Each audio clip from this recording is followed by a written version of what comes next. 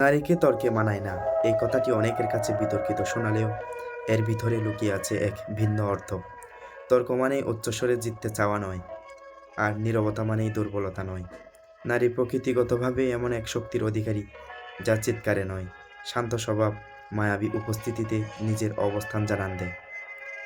নারীর সৌন্দর্য শুধু বাহ্যিক নয়, তার আসল সৌন্দর্য তার ধৈর্য, সহনশীলতা আর সংযমে।